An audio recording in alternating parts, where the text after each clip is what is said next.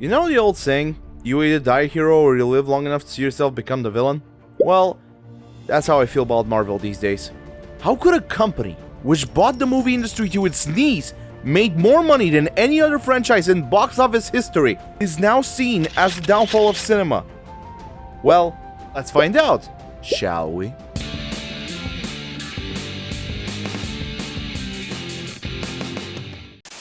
In the early 2000s, superhero movies were starting to take over the movie industry. It started with X-Men, and it exploded with Sam Raimi's Spider-Man. Not only did it become one of the biggest movies of all time, but it set a standard for superhero movies. After Spider-Man, despite good profits, the genre began to feel stale, with movies like Daredevil, Elektra, Superman Returns, and also the bad taste from the 90s superhero movies was still in people's mouths. Then, around 2006, Marvel decided to start their own independent movie production studio. But there was a big problem. A lot of their A-tier characters were with other studios. For example, Spider-Man was with Sony, Fantastic Four and X-Men were with Fox, and Universal had the Hulk. Yeah, things were not looking great. Marvel had been left with only the B-tier characters, like Captain America, Iron Man, but one man had an idea. Enter Kevin Feige. He worked as a consultant and executive producer with other studios while they were in production of their own Marvel movies. Once he was set as the main producer behind the now young MCU, he wanted to start with Captain America movie, but the studio wanted to start with a more present-day superhero, such as Iron Man. But there was another problem. Who was going to play the character? The main runner-ups were Tom Cruise and Robert Downey Jr. Downey was a bit of a controversial choice due to his past problems with drugs. But in the end, Downey was chosen as the leading man. Production was a go, and Iron Man started production without a script, and none was ever finished. Production went smoothly, and had a lot of passion and love behind it. Iron Man released in 2008, and it was a solid ground for things to come.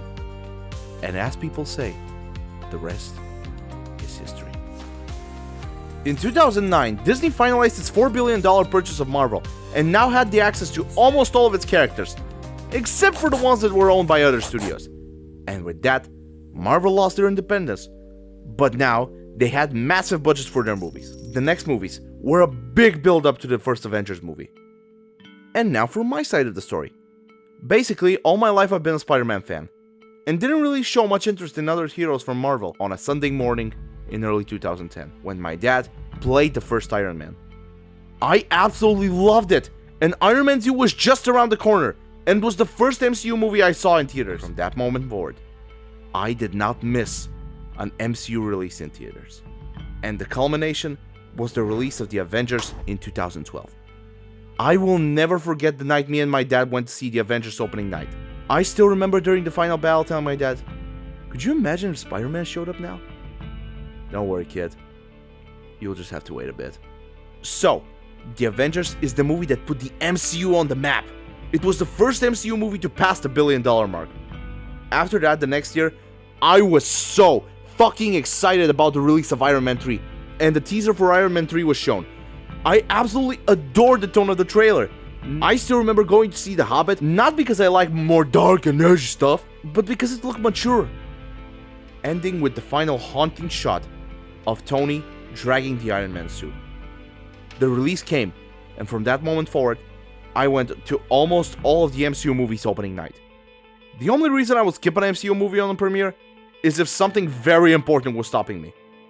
Once Iron Man 3 released, my hype from the MCU projects grew more and more with each release. I plan on making a full retrospective on the MCU, so stay tuned for that. But for now, I'm gonna go straight to November 2017. Now, why November exactly? Well, maybe because one of the biggest movies trailers was released. Yes, the Avengers Infinity War's hype was on another level. I will never forget those months of anticipation between Thor Ragnarok and Infinity War. Me and my friends had reserved tickets 5 months in advance. Now let me emphasize something. In Bulgaria, movie tickets don't go on sale as they do in the US. The only exceptions were the Star Wars sequels and the Avenger movies. Literally, everyone could not shut up about these films. I will never forget my experience that was Infinity War. There were tears, there were laughs, there was everything. Not only did it break the $1 billion mark, but it also broke the $2 billion mark, becoming the first superhero movie to do so. And with that, the hype for Avengers 4 was like nothing I will probably see in my remaining earthly years. And yes, I said Avengers 4. For about 8 months, we knew the movie only as Avengers 4. And when December arrived, we received the title, Avengers Endgame, which was foreshadowed in Infinity War. Once Endgame rolled around, the movie game changed forever. Endgame became the first movie in history to pass the $1 billion mark in its opening weekend. People were losing their shit from all the breathtaking moments in the movie. It was the perfect ending to a universe 10 years in the making. And the way it ended changed everything. For better or for worse. At the 2019 Comic-Con, Marvel was in full swing, announcing the next years of the MCU. More than 20 projects were announced for the next 5 years alone. Okay, I'm starting to see a problem here. Around that time, Disney was preparing to launch their own streaming service, called Disney+. And with that, a lot of projects were slated to release on the platform, which even then was starting to be a problem. For example, Disney Plus released in Bulgaria just last year, around the beginning of the summer. And we still don't have the Bulgarian dubs and subs even if the service is available in our country. And the main problem with the TV shows is that you lose passengers along the way. Before that, Marvel released around 2 to 3 movies every year, which was more than doable for most people. They also had TV shows like Agent Carter and Agents of S.H.I.E.L.D., but those were not essential to the story as a whole. Now with the release of the Plus shows, they include big characters that are essential to the story. And the problems start to arise almost immediately. This is Houston. Say again, please. Houston, we have a problem. Yeah, the pandemic fucked up every studio's movie schedule and Marvel had to push back almost all of their projects. 2020 was the first year since 2009 in which there wasn't a single MCU project released in theaters. But for that, we had Disney Plus, and through it, the first show released, WandaVision, which was fine. Actually, more than fine. It was an interesting character study for Wanda, and her acceptance of the death of Vision. After that, around the beginning of summer, we had the release of Loki, which was met with positive, albeit more mixed reaction. I watched it also. And after it dropped, Marvel started pushing movie after movie after movie.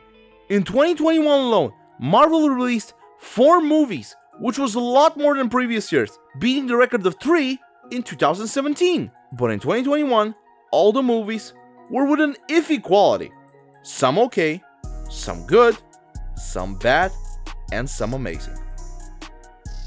Something started to feel off about the MCU, but for now, I just could not put my finger on it. Call it blissful ignorance or whatever, but it was something I had not felt before.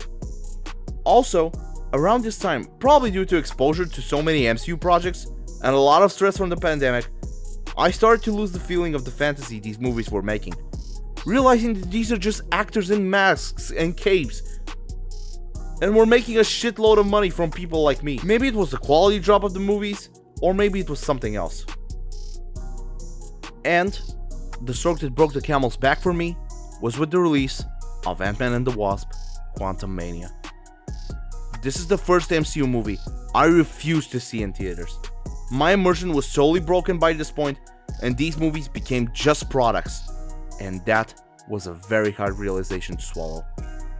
They're trying to up the baddie, and the next one, and the next one, and the next one, which just loses the audience, because when the stakes go higher, people start to feel cheated from the previous ones. I will never forget the scene in Loki, where the Infinity Stones were just shoved in a drawer. I know there's a bigger context to that scene, but the visual storytelling had one clear goal in mind: to show that they were not important anymore, and they were basically yesterday's news. This is something that I had cherished and loved for more than 10 years, and now it was starting to take us for granted.